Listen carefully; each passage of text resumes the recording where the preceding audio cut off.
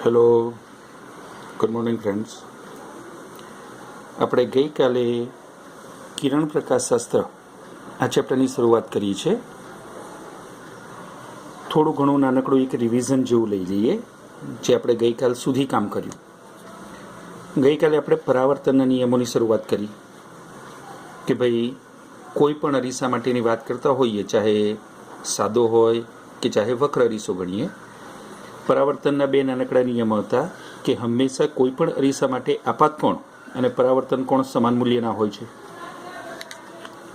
આપાત કોણને આપણે theta I, angle of incidence theta I આવો સંકેત આપ્યો હતો.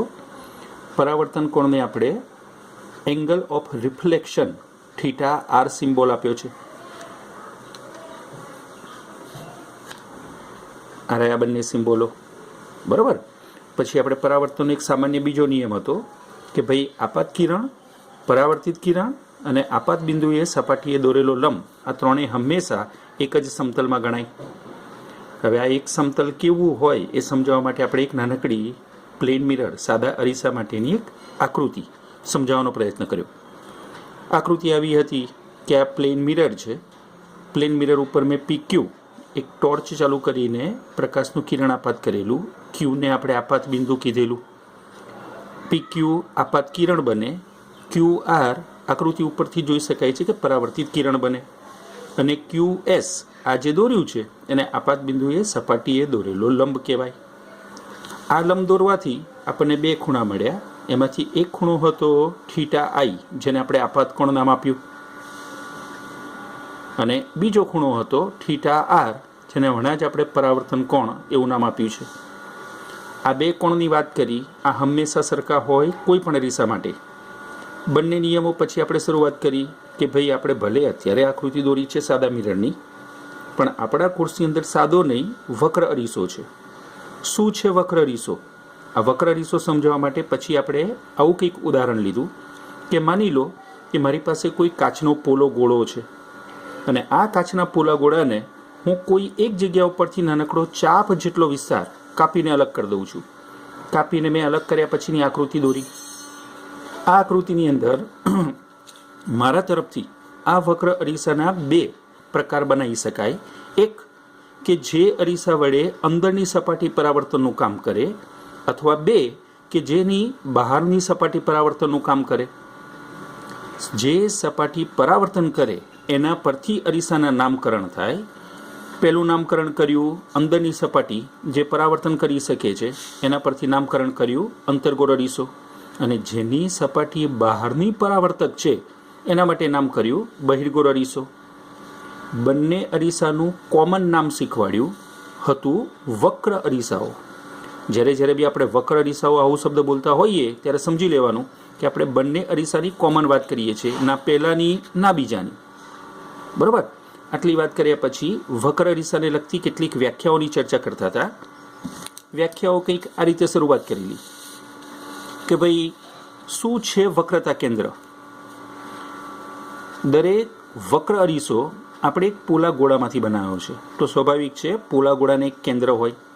પોલા ગોળાનું જે કેન્દ્ર હોય એ પોલા ગોળાના કેન્દ્રને આપણા વક્ર અરીસાનું વક્રતા કેન્દ્ર નામ આપેલું. નંબર 2, વક્રતા ત્રિજ્યા. ફરી એકવાર દરેક વક્ર અરીસાને પોતાને વક્રતા ત્રિજ્યા નામનું એક અભૂતપૂર્વ અને બહુ જ જરૂરી એવું પાસું છે. શું છે વક્રતા ત્રિજ્યા? તો ભાઈ ફરી એકવાર પોલા ગોળાને ત્રિજ્યા હોય. ગોળો બોલીએ છીએ, ગોળો ગોળાકાર હોય તો સ્વાભાવિક છે એની એક ત્રિજ્યા કહેવાય. પોલા ગોળાની જે ત્રિજ્યા છે એને વક્ર અરીસાની વક્રતા ત્રિજ્યા આટલું નામ આપેલું છે. પછી આપણે એક વ્યાખ્યા નાનકડી લીધી મુખ્ય અક્ષ. બહુ જ જરૂરી, કોઈ પણ અરીસા માટે સૌથી જરૂરી એવી કોઈ વસ્તુ હોય તો કદાચ એ છે મુખ્ય અક્ષ. શું છે મુખ્ય અક્ષ? તો પોલા ગોળાના કેન્દ્રથી સપાટી સાથે જોડતી કોઈ પણ કાલ્પનિક રેખા જો દોરવામાં આવે તો કેને કહેવામાં આવે છે આપણા વક્ર અરીસાની મુખ્ય અક્ષ. કેવી હોઈ શકે એ સમજાવવા માટે ગયા લેક્ચરમાં જે કામ નહોતું કર્યું એ આજે કર્યું છે. નાનકડી બે આકૃતિ દોરી જુઓ. હવે બંને આકૃતિ આપણા જે બંને નામકરણ છે એ મુજબની છે. દાખલા તરીકે હું આ આકૃતિની વાત કરું તો આ આકૃતિની અંદર પરાવર્તન કરવાનું કામ અંદરની સપાટી કરે છે. એટલે મારી દ્રષ્ટિએ કહું તો આ અરીસો એ અંતર્ગોળ અરીસો કહેવાય. અને અહીંયા આગળ જો કમ્પેરેટિવ બાજુવાળી આકૃતિની આપણે વાત કરીએ તો આ આકૃતિની અંદર જે પરાવર્તનનું કામ કરી શકે છે એ સપાટી બહારની છે. જુઓ, મેં એના ઉપર પ્રકાશીય કિરણો આપાત કરેલા છે અને આ પ્રકાશીય કિરણો અરીસા ઉપરથી પરાવર્તન પામે છે. પણ પરાવર્તન કરતી ફરી એકવાર કહું છું, આ સપાટી બહારની છે એટલે આ અરીસાનું નામ કરે છે બહિર્ગોળ અરીસો. બંને અરીસા કેવા હોઈ શકે આ એની સૌથી પહેલી આકૃતિ અહીંયા આગળ રજૂઆત કરી છે. હવે અહીંયાથી શરૂ કરીએ છીએ, એનાથી થોડુંક આગળ શું છે વ્યાખ્યા નંબર 4? તો ભાઈ કોઈ પણ વક્ર અરીસા માટે એક ખાસ શબ્દ છે જેને અંગ્રેજીમાં કહેવાય પોલ. ગુજરાતીમાં એનું નામ છે ધ્રુવ. હવે આ ધ્રુવ શું છે? તો વક્ર અરીસાની જે વક્ર સપાટી હોય એનું હંમેશા જે મધ્યબિંદુ ગણવામાં આવે, આપણે એને મધ્યબિંદુને વક્ર અરીસા માટેનું પોલ કહીશું. શું છે આ પોલ જોઈએ આપણે. હું આકૃતિને આમ કરી દઉં, તમને જોવાનું સરળ રહે એટલા માટે, અને કદાચ આખી વ્યાખ્યા બી દેખાય એટલા માટે. જુઓ, તમારી સામે સૌથી પહેલાં આ દોર્યો છે અંતર્ગોળ અરીસો છે. આ અંતર્ગોળ અરીસામાં ક્યુથી માંડીને ક્યુ' સુધીની જે આકૃતિ છે એ અરીસાનો ભાગ દર્શાવે છે. સમજો પોલાગોળામાંથી કાપેલો એક નાનકડો ચાપ. હવે આ ચાપનું મેં એક સેન્ટર લઈ લીધું, મધ્યબિંદુ, નામકરણ કરી દીધું પી. આ પીને આ અરીસા માટેનું ધ્રુવ પી કહેવાય, બરાબર. અને એ જ રીતે આ લઈ લીધી અંતર્ગોળ અરીસા મુજબ સેમ ટુ સેમ બહિર્ગોળ અરીસા માટેની વક્ર સપાટી. બહારની સપાટી પરાવર્તક છે, એનું પણ આ રહ્યું મધ્યબિંદુ, અને આ મધ્યબિંદુને કહેવામાં આવે છે ધ્રુવ પી. હવે જે ધ્રુવ મને મળ્યું બંને અરીસા માટે, એ ધ્રુવને જો હું એના સાદા સિમ્પલ નામ વડે રજૂ કરું તો હંમેશા પી કહીશ. સમગ્ર ચેપ્ટર દરમિયાન પીનો મતલબ થશે પોલ, ગુજરાતીમાં મતલબ નીકળે છે ધ્રુવ. વ્યાખ્યા નંબર 5, દર્પણમુખ. શું છે દર્પણમુખ? તો ગુજરાતી શબ્દ છે અને એટલો જ ઇઝીલી સમજી શકાય એવો ગુજરાતી શબ્દ કે ભાઈ જેટલા વિસ્તારમાં તમને તમારા અરીસાની અંદર તમારું મુખ દેખાય, મુખ એટલે ચહેરો, જેટલા વિસ્તારમાં તમને તમારો ચહેરો દેખાય એટલો વિસ્તાર એ અરીસાનું દર્પણમુખ ગણાય. હવે શું છે દર્પણમુખ? તો અહીંયા આગળ હું વ્યાખ્યાની દ્રષ્ટિએ તમે આવું લખ્યું છે કે ભાઈ વક્ર અરીસાની વક્ર સપાટીનો જે અંત્યબિંદુ છે, અંત્યબિંદુ વચ્ચેના અંતરને, ધોરણ 11માં આપણે વાત કરેલી છે કે ભાઈ સ્થાનાંતર જ્યારે બોલીએ ને તો હંમેશા સુરેખ હોય, પણ અંતર શબ્દ જ્યારે આપણે બોલતા હોઈએ ત્યારે સ્વાભાવિક છે એ સુરેખ હોઈ બી શકે અને કદાચ સુરેખ ના પણ હોય. આપણે વક્ર અરીસો બોલીએ છીએ એટલે સ્વાભાવિક છે અહીંયા સુરેખ નહીં હોય. તો અહીંયા દર્પણમુખ કોને કહેવાય? તો આપણી આકૃતિમાં જેને ક્યુ થી ક્યુ' આવું એક નામકરણ કર્યું છે મેં. જુઓ, ક્યુની ઉપર કશું નથી અને ક્યુ' નીચે કશું નથી. તો આટલો જે વિસ્તાર મેં દોર્યો છે, આ દોરેલા વિસ્તારને કહેવામાં આવે આપણા અરીસાનું દર્પણમુખ. હવે તમે આ અરીસાની સામે કદાચ ઊભા છો તો તમને જે પ્રતિબિંબ, તમને જે તમારો ચહેરો દેખાય એ આ બંનેની વચ્ચે દેખાય. તો આટલા વિસ્તારની અંદર દેખાતો જે ચહેરો છે, આટલા વિસ્તારને જ કહેવામાં આવે આપણા વક્ર અરીસાનું દર્પણમુખ. સેમ એઝ અહીંયાની વાત કરીએ તો જેને આપણે બહિર્ગોળ અરીસો કીધો છે, આપણા વ્હીકલોના સાઈડ ગ્લાસમાં જે હોય છે એ સાઈડ મિરર. હવે સાઈડ મિરરની અંદર માની લો કે આપણે કોઈક દિવસ માથું ઓરવા માટે ઊભા છીએ, તો માથું ઓરતી વખતે તમે જો કદાચ તમારા ચહેરાને જુઓ તો એ ક્યુથી ઉપર ના દેખાય અને ક્યુ' નીચે ના દેખાય. તો આટલો જે વિસ્તાર છે આને કહેવામાં આવે છે એનું દર્પણમુખ. ટૂંકમાં ક્યુથી ક્યુ' સુધીનો બંને આકૃતિની અંદર જે વિસ્તાર છે એને આપણે દર્પણમુખ એવું નામ આપ્યું છે. બહુ જ કામની અને જરૂરી વાત છે. મોસ્ટ આઈએમપી એવું કહીએ તો પણ ચાલે. શું છે મોસ્ટ આઈએમપી? તો ખાસ સાંભળી લો, દર્પણમુખ સમગ્ર ચેપ્ટર દરમિયાનની એક શરત છે કે કોઈ પણ વક્ર અરીસા માટે દર્પણમુખ હંમેશા નાનું ગણવામાં આવશે. મોટા દર્પણમુખવાળા કોઈ કિસ્સા આપણા કોર્સમાં એઝ અ થિયરી સાબિત કરવાના, ભણાવવાના નથી. ફરી એકવાર કહું છું, યાદ રાખી લો, તમે કે હું જે પણ દર્પણમુખ શબ્દ બોલીએ છીએ આ દર્પણમુખ હંમેશા નાના પસંદ કરીશું. કેવા નાના? જ્યારે સ્કૂલમાં રૂબરૂ મુલાકાત થાય ત્યારે હું તમને બતાવીશ. આપણા લેબમાં ઘણા બધા અરીસાઓ છે જેને વક્ર અરીસા કહેવાય. ઓફકોર્સ અંતરગોળ પણ છે, ઓફકોર્સ બહિર્ગોળ પણ છે. પણ આ દરેક અરીસાની તમે સાઇઝ જોશો તો બહુ જ નાની, બહુ જ ઓછી સાઇઝ હોય છે. કેમ કે ભાઈ રીઝન એક જ છે કે આપણી શરત છે, આપણી થિયરી કહે છે કે દર્પણમુખ નાનું હોવું જોઈએ. જો દર્પણમુખ નાનું ના હોય તો આ થિયરીઓ સાબિત નહીં કરી શકાય. Then number 6 paraxial rays. બહુ સહેલી અને સરળ વસ્તુ છે. પેરેલલ એટલે ગુજરાતીમાં થાય સમાંતર. તમે અવલોકન કરો કે ભાઈ જેને તમે કે હું મુખ્ય અક્ષ કહેતા હતા, મેં મારી આકૃતિની અંદર દોરેલી છે આ ડોટેડ લાઇનથી જુઓ, બરાબર છે.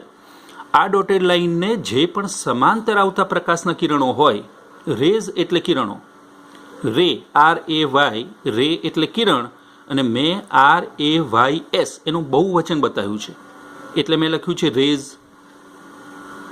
હવે તમે જેટલા પણ આ લાલ કલરના મારી આકૃતિમાં જેટલા બી લાલ કલરના સમાંતર કિરણો જોઈ શકો છો, આ બધા સમાંતર કિરણોનું એક જ કોમન નામ પેરેક્સિયલ રેઝ.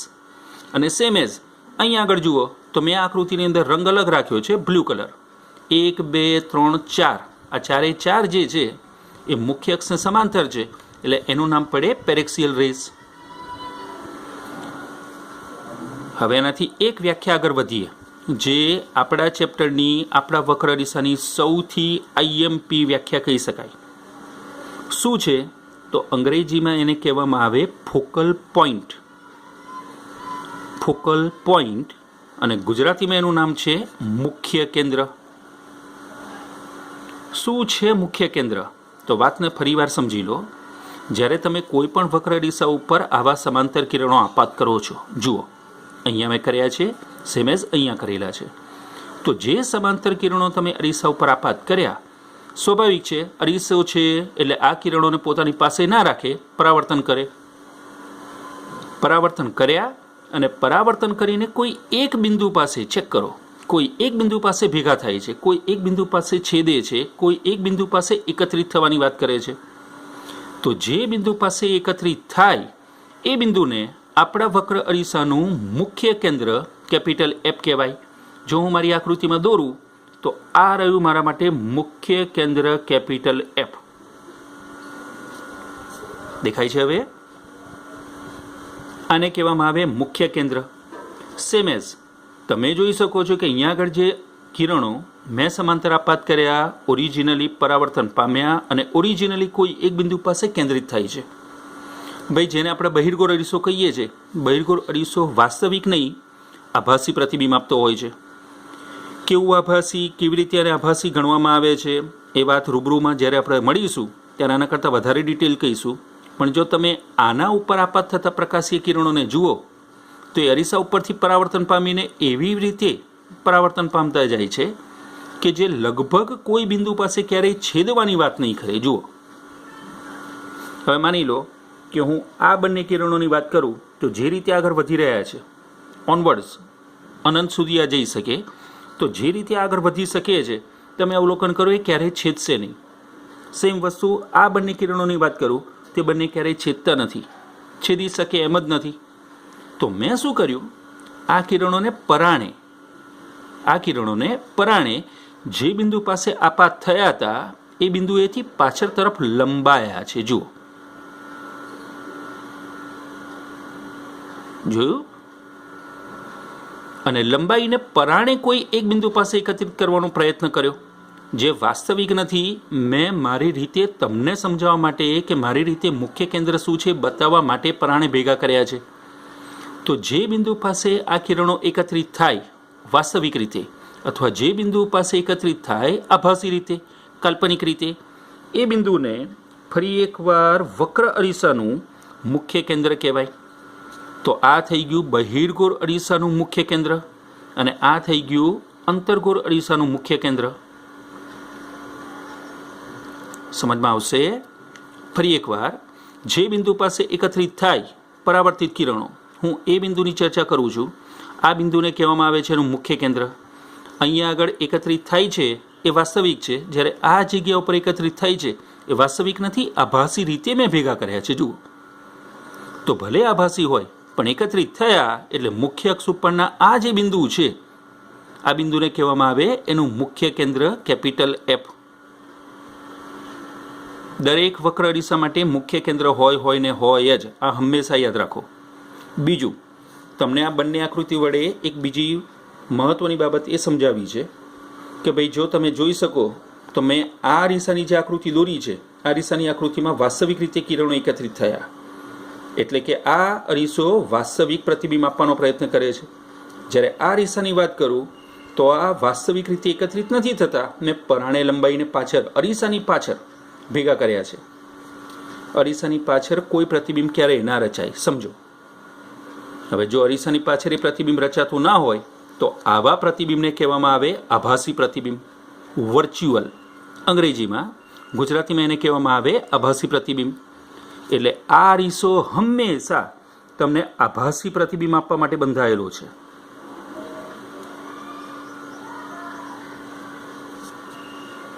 જો હું આની કમ્પેરિઝન આ અરીસા સાથે કરું, વક્ર અરીસો તો આ પણ છે, નામ છે અંતર્ગોળ, તો આ અરીસો આની કમ્પેરિઝન જો આપણે વાત કરતા હોઈએ તો લગભગ જેને કહી શકાય 99%. હા, 1% જે આપણે બાકી રાખ્યો છે એ શેના માટે બાકી રાખ્યો છે એ કદાચ પછીના કોઈક લેક્ચરમાં સમય આવે સમજૂતી આપીશ. પણ એટલીસ્ટ આને જો તમે જુઓ તો એણે કિરણો એકત્રિત વાસ્તવિક રીતે કર્યા છે, એટલે આ હંમેશા વાસ્તવિક પ્રતિબિંબ આપવા માટે બંધાયેલો છે. હવે સમજી શકાય છે કે જો આ વાસ્તવિક પ્રતિબિંબ આપતો હોય, આ આભાસી પ્રતિબિંબ આપતો હોય, તો હું કામ હંમેશા પહેલા નંબરના અરીસા સાથે કરીશ. હા, બહિર્ગોળ અરીસો કોર્સમાં છે ખરો, દોર્યો બી ખરો, પણ હું હંમેશા કોઈ પણ થિયરીને સાબિત કરવા માટે આ અંતર્ગોળ અરીસાનો ઉપયોગ કરીશ. આ મતલબ અંતર્ગોળ અરીસાનો ઉપયોગ કરવાનો છે મારે. હા, બહિર્ગોળ અરીસોને હું બતાવું છું ખરો, પણ ઉપયોગ નહીં કરી શકીએ આપણે. નાનકડી એક છેલ્લી વ્યાખ્યા લઈ લઈએ, વ્યાખ્યા નંબર 8. કેન્દ્ર લંબાઈ, અંગ્રેજીમાં એને કહેવાય ફોકલ લેન્થ. મુખ્ય કેન્દ્રને આપણે નામ આપ્યું ફોકલ પોઈન્ટ, તો લંબાઈને આપણે કહીશું લેન્થ, અને બંને શબ્દોને જો જોડી દઈએ તો શબ્દ બની જાય છે ફોકલ લેન્થ, ગુજરાતીમાં કેન્દ્ર લંબાઈ. શું છે કેન્દ્ર લંબાઈ? તો ભાઈ લંબાઈ હંમેશા અંતરનું માપ હોય. તો સ્વાભાવિક છે હું કોઈક અંતરની વાત કરું છું. હવે કયા અંતરની વાત કરું છું જો મારી આકૃતિમાં બતાવું તો ફરી એકવાર અવલોકન કરો. તમારી પાસે પી, જેને આપણે એનું મુખ્ય કેન્દ્ર કીધું હતું, તો આ પી થી શરૂ કરીને મુખ્ય કેન્દ્ર જે જગ્યા પર આપણે એકત્રિત કર્યા હતા પ્રકાશીય કિરણો, જો યાદ હોય તો આ એકત્રિત થયેલા આ પ્રકાશીય કિરણો વચ્ચેનું જે અંતર છે, આ અંતરને હું એની કેન્દ્ર લંબાઈ હંમેશા સ્મોલ એફ આ સિમ્બોલ આપીશ. હા, અહીંયા પણ એ જ કામ કરી શકાય. આ રહ્યું એનું ધ્રુવ પી. હવે ધ્રુવ પી થી જો હું એની કેન્દ્ર લંબાઈ માપું તો આ રહી આપણા વક્ર અરીસાની કેન્દ્ર લંબાઈ સ્મોલ એફ.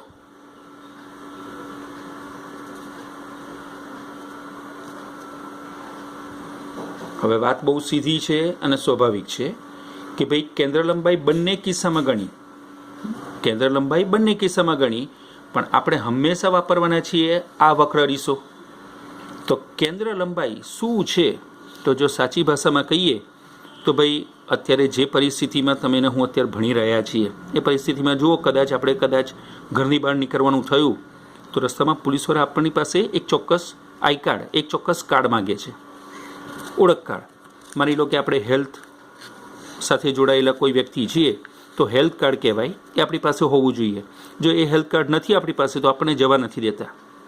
સેમ વસ્તુ મોટી કંપનીઓની વાત કરીએ તો આઈડેન્ટિટી કાર્ડ હોય છે ગળામાં લટકાયેલા, કે જે વ્યક્તિઓની ઓળખ છે. સ્કૂલમાં વિદ્યાર્થીની ઓળખના આઈડેન્ટિટી કાર્ડ છે. તો હંમેશા યાદ રાખો કે કોઈ પણ વક્ર અરીસાની આઈડેન્ટિટી કાર્ડ, ઓળખ એક જ વસ્તુ છે, એની કેન્દ્ર લંબાઈ સ્મોલ એફ, એની ઓળખ છે દોસ્તો. અરીસાને ખરીદતી વખતે કે અરીસાને વાપરતી વખતે બીજા કોઈને ઓળખો ના ઓળખો, આને ઓળખવો જરૂરી છે, જેને એને કેન્દ્ર લંબાઈ કહેવાય. હા, આ અરીસા માટે પણ સ્મોલ એફ એની કેન્દ્ર લંબાઈ છે. જો આ બદલાઈ જાય તો આપણા અરીસાની હંમેશા ઓળખ બદલાઈ જશે. એટલે આઈડેન્ટિટી કાર્ડ સમજી લો તો આઈડેન્ટિટી કાર્ડ આપણી કેન્દ્ર લંબાઈ બની. બરાબર છે? તો ફરી એકવાર યાદ કરાવી દઈએ આપણે કેટલી વ્યાખ્યાઓની ચર્ચા કરી. તો વ્યાખ્યા નંબર પહેલી આપણે લીધેલી વક્રતા કેન્દ્ર. બરાબર છે? આપેલ વક્ર અરીસો જે પોલાકોડાનો ભાગ હતો એને આપણે એનું વક્રતા કેન્દ્ર સી એવું નામ આપ્યું. વ્યાખ્યા નંબર 2 લીધી આપણે વક્રતા ત્રિજ્યા. પોલા ગોળાની ત્રિજ્યા છે, પોલા ગોળાની ત્રિજ્યાને અરીસાની વક્રતા ત્રિજ્યા નામ આપ્યું. પછી વ્યાખ્યા લીધી આપણે મુખ્ય અક્ષ. પોલાગોળાના આપણા પોલાગોળાના કોઈ પણ બિંદુ સાથે જો કેન્દ્રને જોડતી રેખા દોરી દેવામાં આવે તો આ રેખા હંમેશા એની મુખ્ય અક્ષ ગણવામાં આવે. પછી આપણે વ્યાખ્યા લીધી ધ્રુવ પીની. વક્ર અરીસાનું સેન્ટર જેને કહેવાય એ છે આપણું ધ્રુવ પી. બંને કિસ્સામાં મેં બતાવેલું છે. વેરી નેક્સ્ટ, દર્પણમુખ. શું છે દર્પણમુખ? તો ભાઈ ક્યુથી માંડીને ક્યુ ડેશ સુધીનો જે આ વિસ્તાર છે, આ વિસ્તારને આપણે એનું દર્પણમુખ કહીએ છીએ. દર્પણમુખ હંમેશા નાનું હોવું જોઈએ, યાદ રાખજો. Then paraxial rays. Paraxial rays એટલે પેરેલલ એટલે સમાંતર. તો ભાઈ મુખ્ય અક્ષને જે સમાંતર કિરણો મેં દોર્યા છે મારી આકૃતિમાં, 6 અહીંયા 4 અહીંયા, તો આ કિરણોને આપણે એના પેરેક્સિયલ રેઝ કહીએ છીએ. પછી વારો લીધો આપણે મુખ્ય કેન્દ્રનો. મુખ્ય કેન્દ્રની વ્યાખ્યા લખી છે, પણ વ્યાખ્યા લખવા કરતાં મેં સમજાવવાનું પસંદ વધારે કર્યું. કારણ એક જ છે કે એને ઓળખી લો, કામમાં વધારે એ આવશે. તો શું છે એનું મુખ્ય કેન્દ્ર? તો વાત એવી છે ભાઈ કે જે કિરણો અરીસા ઉપરથી પરાવર્તન પામે છે, પરાવર્તન પામીને વાસ્તવિક રીતે કોઈક બિંદુ પાસે ભેગા થાય, અથવા ના થતા હોય તો હું પરાણે આભાસી રીતે ભેગા કરું છું. જે બિંદુ પાસે આ કિરણો એકત્રિત થતા હોય એ બિંદુને એનું મુખ્ય કેન્દ્ર કહેવાય. અને ફાઇનલ વ્યાખ્યાનું નામ આપ્યું આપણે ધ્રુવ પીથી આ મુખ્ય કેન્દ્ર સુધીની લંબાઈ એની કેન્દ્ર લંબાઈ. કોઈ પણ વક્ર અરીસાની આઈડેન્ટિટી કાર્ડ ઓળખ. આ થઈ ગયું એનું ઇન્ટ્રોડક્શન દરેકે દરેક વક્ર અરીસા માટે. હવે એનાથી આગળ એક સ્ટેપ વધીએ છીએ, જેને કહી શકાય એક નાનકડી આઈએમપી થિયરી. શું છે થિયરી? તો ભાઈ આપણે આપણી વ્યાખ્યાઓમાં 2 વસ્તુનો ઉલ્લેખ કરેલો છે. એક છે વક્રતા ત્રિજ્યા કેપિટલ આર, અને સૌથી છેલ્લી વ્યાખ્યા હમણાં આપણે બતાવી કેન્દ્ર લંબાઈ સ્મોલ એફ. તો ભાઈ આ વક્રતા ત્રિજ્યા અને કેન્દ્ર લંબાઈ વચ્ચે સંબંધ શું છે હવે આપણે એ સ્થાપિત કરવા જઈએ છીએ. સ્થાપિત કરવા માટે મેં મારી પાસે અહીંયા આગળ મારી તૈયારી રાખી છે. આ રહી, જુઓ, યોગ્ય રીતે ફોકસ કરી દઈએ. હા, હેડિંગ આપ્યું છે મેં વક્ર અરીસાની વક્રતા ત્રિજ્યા એટલે કે કેપિટલ આર અને કેન્દ્ર લંબાઈ સ્મોલ એફ વચ્ચેનો સંબંધ. હવે શું છે એ સંબંધ મારે સાબિત કરવા માટે સાબિત કરવું છે. હું એક થિયરી ચલાવવા જઈ રહ્યો છું. તો પરિણામ સાબિત કરવા માટે મેં સૌથી પહેલાં આકૃતિ દોરી. હા, આકૃતિ વક્ર અરીસા માટે કોઈ પણ દોરી શકાય. હમણાં જ આપણે વાત કરી કે ભાઈ હું બધા જ અરીસાને છોડીને માત્ર ને માત્ર અંતર્ગોળ અરીસા માટે પરિણામો સાબિત કરીશ. તો મેં અંતર્ગોળ અરીસો દોર્યો છે, આ રહ્યો. બરાબર? ધ્રુવ પી ઓળખી ગયા છો તમે. અને આ ધ્રુવ પી સાથે જોડતી આ જે છે એને કહેવાય એની મુખ્ય અક્ષ. એ પણ વાત થઈ ગઈ. ક્યુ ડેશ હમણાં આપણે નામ આપતા હતા દર્પણમુખ, આ એનું દર્પણમુખ થયું. હવે અવલોકન કરો તમે તો મેં આ અંતર્ગોળ અરીસા ઉપર એક સરસ મજાનું પેરેક્સિયલ રેઝ, ફરી એકવાર સમાંતર કિરણ આપાત કર્યું અને નામ આપ્યું છે એ ક્યુ. જોઈ શકો છો તમે, બરાબર છે? આને કદાચ આમ જોવાનું તમને ઇઝી પડશે, મારું એવું માનવું છે. જુઓ, આ વધારે સારું અને વધારે ક્લિયરલી ફોકસ થાય છે. બરાબર છે? ઓકે, તો અવલોકન કરો. મેં એક સમાંતર પેરેક્સિયલ રેઝ આપાત કર્યું, એક ક્યુ. હવે હમણાં બી આપણે ચર્ચા કરેલી કે ભાઈ જે મેં પેરેક્સિયલ રેઝ આપાત કર્યા હોય કોઈ પણ અરીસા માટે, એ હંમેશા પસાર ક્યાંથી થાય અથવા કયા બિંદુ પાસે એકત્રિત થાય. તો જો ભૂલી ના ગયા હોય તો હું આગળના પેજની વ્યાખ્યાને યાદ કરાવું છું. આ રહી, જુઓ, કયા બિંદુ પાસે એકત્રિત થતા હતા? તો ભાઈ મુખ્ય કેન્દ્ર એફ ઉપર. યાદ આવી ગયું છે? જે પેરેક્સિલ રેઝ આવે એ હંમેશા પરાવર્તન પામીને મુખ્ય કેન્દ્રમાંથી પસાર થતું હોય છે. મેં આ વસ્તુનો અહીંયા આગળ ફાયદો ઉઠાવ્યો છે કંઈક આ રીતે જુઓ. એ ક્યુ એ મારા માટે પેરેક્સિલ રેઝ છે. મેં આપાત કર્યું, અરીસા ઉપર પેરેક્સિલ રેઝ આપાત કર્યું છે, એટલે પરાવર્તન પામીને ઈચ્છું કે ના ઈચ્છું એ હંમેશા મુખ્ય કેન્દ્રમાંથી પસાર થાય. તો મારા માટે એ ક્યુ એ આપાત કિરણ થયું, અને ક્યુ એફ આને કહીશું પરાવર્તિત કિરણ. બરોબર છે. આપાત કિરણ છે એ ક્યુ જે મેં અંતર્ગોળ અરીસા ઉપર આપાત કર્યું, અને ક્યુ એફ આ છે પરાવર્તિત કિરણ જે અરીસા ઉપરથી પરાવર્તન પામ્યું. હવે જો તમે સમજો તો મેં પેલું વક્રતા કેન્દ્ર સી જેને આપણે કહેતા હતા ત્યાંથી ક્યુ બિંદુ સાથે જોડતી એક રેખા દોરી છે.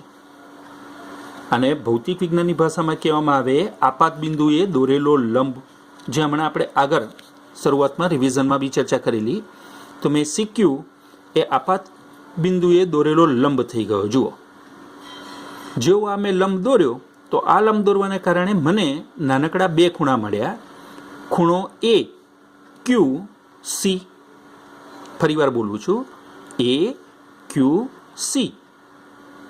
કિરણ આપાત હતું તો નેચરલ વસ્તુ છે આ જે ખૂણો બન્યો આ ખૂણાને કહેવામાં આવે આપાત કોણ.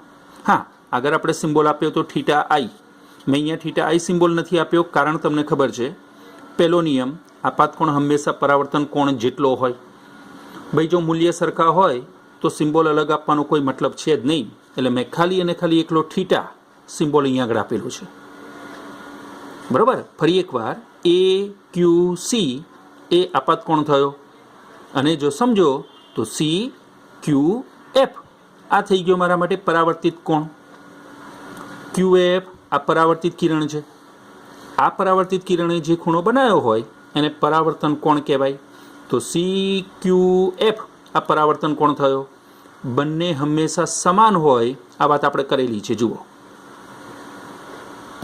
બંનેને સિમ્બોલ થીટા આપેલા છે એટલે કન્ફ્યુઝન ઊભી થવાના કોઈ ચાન્સ જ નથી.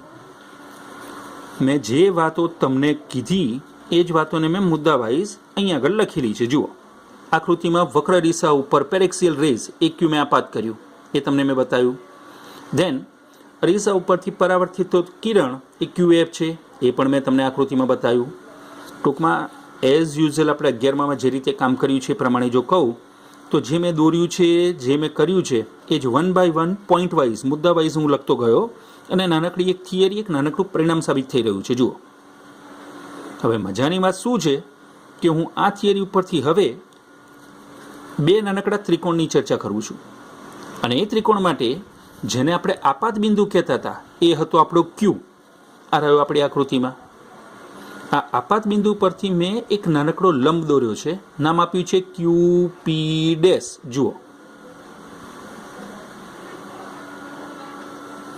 લંબ એટલે દોર્યો કે ભાઈ હું ત્રિકોણ બતાવવા માંગુ છું, ને ત્રિકોણની કોઈ પણ બાજુ ક્યારેય વક્ર ના હોઈ શકે. તો સમતલીય બાજુ બતાવવા માટે મેં એક લંબ દોર્યો.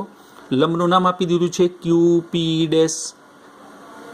જેવો મેં આ લંબ દોર્યો તો મારી નજર સામે બે નાનકડા ત્રિકોણ તૈયાર થયા.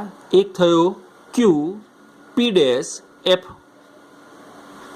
ક્યુ પી ડેશ એફ આ પહેલો ત્રિકોણ, અને એવો જ એક બીજો કાટકોણ ત્રિકોણ છે ક્યુ પી ડેશ સી. ક્યુ પી ડેશ સી. બે ત્રિકોણ મળ્યા. હવે આ બંને ત્રિકોણ સાથે જો હું આપણા દર્શાવેલા ખૂણાની ચર્ચા કરવા માંગુ તો બહુ સામાન્ય ધોરણ 10નો નિયમ તમને બધાને ખબર છે, યુગ્મ કોણ, ઝેડ બનાવતા ખૂણા. માની લઈએ કે હું ઝેડ કહું એ આ રહ્યો, તો મેથેમેટિકલી આ ખૂણો અને આ ખૂણો હંમેશા એકરૂપ અને સમાન હોય. આને યુગ્મ કોણ કહેતા હતા આપણે. તો મેં અહીંયા એવા જ એક યુગ્મ કોણનો સહારો લીધો છે. જુઓ, આને મેં નામ આપ્યું છે થીટા. તો એ ક્યુ સી અને ક્યુ સી એફ આ યુગ્મ કોણ થઈ ગયા. એટલે નિયમ પ્રમાણે મેં એને નામ આપ્યું છે થીટા થીટા. બરોબર. બંને જે ડાર્ક લાઈન છે, આ બંને ડાર્ક લાઈન વચ્ચેનો ટોટલ ખૂણો જો ગણું આખો એ ક્યુ એફ વાળો, તો આખો ખૂણો થઈ જાય 2 ટાઈમ્સ થીટા જેટલો. આના કરતાં બમણો. તો મેં યુગ્મકોણના નિયમ પ્રમાણે આને 2θ કીધું, તો મેં અહીંયા આગળ અલગ પેનથી, રેડ પેનથી મેં બતાવ્યું છે તમને 2θ. બરાબર છે. તો હવે ફરી એકવાર મારી પાસે બે કાટકોણ ત્રિકોણ બન્યા હતા. પહેલો હતો QP'F, બીજો હતો QP'C. આ બંને કાટકોણ ત્રિકોણ માટે tan θ, મેથેમેટિકલી ત્રિકોણમિતીય વિધેય જેને આપણે tan કહીએ છીએ એને વ્યાખ્યાયિત કરું છું. સૂત્ર મુજબ જો કહીએ તો ભાઈ tan θ એટલે સૂત્ર બને સામેની બાજુ ભાગ્યા પાસેની બાજુ. બરાબર. મેથેમેટિકલી આ જે સૂત્ર છે સામેની ભાગ્યા પાસેની, હું આ સૂત્ર મુજબ અહીંયાની આકૃતિના મૂલ્યોને મૂકું છું. QP'F માટે આ રહ્યો ખૂણો જેનું નામ છે 2θ, અને એ ખૂણાની સામેની બાજુ થઈ QP' અને પાસેની બાજુ થઈ P'F. QP'C માટે આ રહ્યો θ. તો આ ખૂણાને ધ્યાનમાં લઉં તો મારે માટે સામેની બાજુ ફરી એકવાર થઈ QP' અને પાસેની બાજુ થઈ ગઈ P'C. બરોબર છે. હવે આ નિયમ મુજબ મેં આ લખ્યું છે. જુઓ, જે મેં તમને કીધું એ જ વસ્તુ tan માટે લખ્યું છે. સામેની ભાગ્યા પાસેની QP' ભાગાકારમાં P'F અને tan θ બરાબર QP' ભાગ્યા P'C. હવે જો તમને યાદ હોય તો હમણાં જે વ્યાખ્યાઓની ચર્ચા કરતા હતા એ ચર્ચા મુજબ આપણે દર્પણમુખ હંમેશા નાનું પસંદ કરીએ છીએ. તો નાના દર્પણમુખ માટે હંમેશા ધોરણ 11માં બી આ વાત કરેલી છે આપણે. જો યાદ હોય તો કદાચ દિવાલ ઉપર, બોર્ડની બાજુમાં દિવાલ ઉપર લખી નાખ્યું છે. આપણે સ્કૂલમાં નથી અત્યારે એટલે તમને યાદ કરાવું છું ખાલી, પણ સ્કૂલમાં તો મેં દિવાલ ઉપર લખી નાખ્યું હતું કે જ્યારે જ્યારે પણ થીટાનું મૂલ્ય નાનું હોય તો sin θ બરાબર θ અને tan θ બરાબર θ ગણવામાં આવે. તો આપણે પણ નાના દર્પણમુખ માટે વાત કરીએ છીએ એટલે સ્વાભાવિક છે કે બનતા દરેકે દરેક ખૂણા કિંમતમાં, મૂલ્યમાં નાના હોય. એટલે tan θનું મૂલ્ય લગભગ θ કહેવાય અને tan 2θનું મૂલ્ય જે છે એ લગભગ 2θ કહેવાય. બરાબર છે. તો હવે ઉપર લખેલું જે સૂત્ર છે tan 2θ, એને મેં નિયમ પ્રમાણે tan દૂર કરીને ખાલી એકલો 2θ લખ્યો, અને સેમ એઝ tan θ જે પહેલાં લખ્યો હતો તો નાના દર્પણમુખ માટે મેં એકલો θ લખી દીધો. તો ફરી એકવાર એનું એ સૂત્ર રિપીટ કર્યું. θ બરાબર QP' ભાગાકારમાં P'C. બરાબર છે. હવે જો તમે સમજો તો વાત દરેકે દરેક આપણે નાના દર્પણમુખ માટે કરીએ છીએ. જો નાનું દર્પણમુખ હોય તો સ્વાભાવિક છે મારી આકૃતિમાં જેને તમે P અને P' જુઓ છો, આ બંને વચ્ચેનું અંતર એટલું બધું મોટું ન હોઈ શકે જેટલું P થી F કે જેટલું P થી C જેટલું અંતર છે. હવે આ અંતરોની કમ્પેરિઝનમાં તમે આ અંતરને નાના દર્પણમુખ માટે અવગણી શકો. તો આ અવગણી નાખેલું છે. તો નિયમ પ્રમાણે હવે હું નાના દર્પણમુખ માટે P' એ લગભગ P ગણી લઉં. બરાબર. તો હવે જેને તમે QP' કહેતા હતા મેં એને નામ આપી દીધું QP, અને જેને તમે QP' કહેતા હતા 2θ માટે આ રહ્યું. જુઓ, એને ફરી એકવાર કહી દીધું QP. હવે જો આ QP કહેવામાં આવે તો ઉપરના બંને સૂત્રની અંદર જો કમ્પેરિઝન કરો તો અંશના માપ થઈ ગયા QP. હવે એક જ QPની વાત કરતા હોઈએ તો QPના માપ હંમેશા સમાન હોય. તો મેં આના ઉપરથી QPને સૂત્રનો કરતા બનાવ્યો. તો QP બરાબર 2θ ગુણ્યા P'F અને θ ગુણ્યા P'C. આ બંનેનો ગુણાકાર થાય, પણ P'ને આપણે P કહેવાનું છે એટલે આ સૂત્ર બની ગયા કંઈક આવા. જુઓ, હવે આ બંને જે સમીકરણો મેં લખ્યા એ ભાગાકાર ઉપરથી, એ tan θના સૂત્ર ઉપરથી. હવે એ બંને સમીકરણની અંદર ડાબી બાજુ સમાન છે. જુઓ, QP. બરાબર છે. ડાબી બાજુ સમાન છે તો હું જમણી બાજુ સમાન કરવા જઈ રહ્યો છું. મેં જમણી બાજુ સમાન કરી દીધી, જોઈ લો. ફરી હવે સમાન કરી છે. સાથે સાથે જેને તમે PF કહેતા હતા, P થી F સુધીનું અંતર, આ રહી આપણી આકૃતિ. જુઓ, P થી F સુધીનું અંતર. પી થી એફ સુધીના અંતરને તો આપણે હમણાં થોડા સમય પહેલાં કેન્દ્ર લંબાઈ કીધી છે, યાદ કરાવી દઉં તો આ રહી આપણી વ્યાખ્યા, આ પેજની અંદર જુઓ. પી થી એફ સુધીનું જે અંતર હોય એને આપણે કેન્દ્ર લંબાઈ એફ કીધી છે. એટલે ફરી એકવાર જ્યાં આગળ મેં પી એફ લખ્યું છે ત્યાં સ્મોલ એફ લખી દીધું, અને પી થી સી સુધીનું અંતર, જો પી થી સી સુધીના અંતરની વાત કરીએ તો આપણે એને આપણી વ્યાખ્યાઓમાં કીધી છે વક્રતા ત્રિજ્યા. ધ્રુવ પી થી છેક અહીંયા ક્યાંક આનું જે કેન્દ્ર આવે ત્યાં કેન્દ્ર સુધીનું અંતર, ભાઈ સપાટીથી કેન્દ્ર સુધીના અંતરને ત્રિજ્યા કહેવાય. તો નિયમ પ્રમાણે એને વક્રતા ત્રિજ્યા કેપિટલ આર કહેવાય. જુઓ,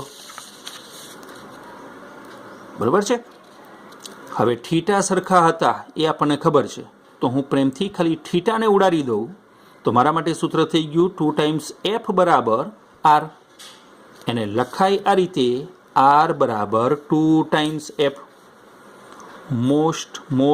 મોસ્ટ આઈએમપી સમીકરણ છે આ. આને આમ પણ લખી શકાય, માટે એફ બરાબર r/2. હા, તમે એવું કહી શકો કે કોઈ પણ વક્ર અરીસાની વક્રતા ત્રિજ્યા કેન્દ્ર લંબાઈ કરતાં બમણી હોય છે, અથવા એવું પણ કહી શકાય કે કેન્દ્ર લંબાઈ વક્રતા ત્રિજ્યા કરતાં અડધી હોય છે. બેમાંથી કોઈ પણ પરિણામને તમે યાદ રાખો, તમારા બંને પરિણામો આઈએમપી સમીકરણ રૂપે આપણે વાપરીશું. Okay, thank you.